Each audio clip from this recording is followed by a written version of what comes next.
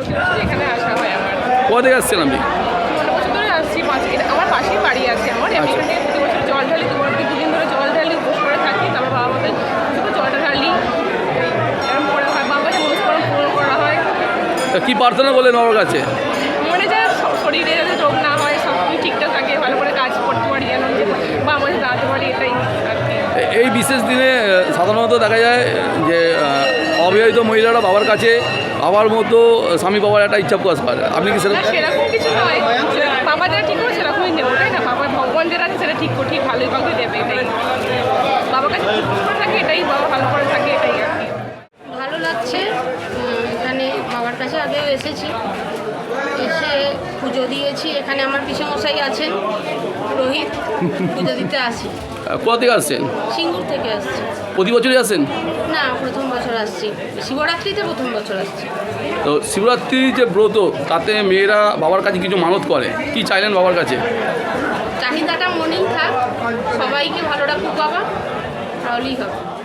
আজ শুক্রবার মহাশিবরাত্রি। হিন্দু ধর্মের সর্বোচ্চ ক্ষমতাসম্পন্ন দেবতা দেবাদিদেব মহাদেব বা শিবের মহারাত্রি।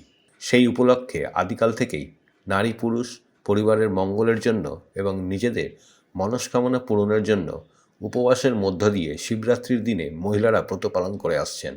সেই উপলক্ষে এবছরও সারা দেশের সঙ্গে সঙ্গে শৈবতীর্থ তারকেশ্বরে সকাল থেকেই ভক্তদের ভিড় উপচে পড়েছে। যদিও শিবরাত্রি তিথি অনুযায়ী এবছর রাত্রি 7:56 থেকে শুরু হয়ে পরের দিন বিকেল 5:43 পর্যন্ত এই তিথি থাকবে বলে জানান তারকেশ্বরের পুরোহিত মণ্ডলীর সদস্য সায়ন গাঙ্গুলি। শিবরাত্রি উপলক্ষে বেলা 11টা থেকে রাত্রি 8:30 পর্যন্ত মন্দির খোলা থাকবে এবং পরে বাবার সেবা পুজো হয়ে যাওয়ার পর রাত 11টা থেকে সারা রাত মন্দির খোলা থাকবে বলে তিনি জানান।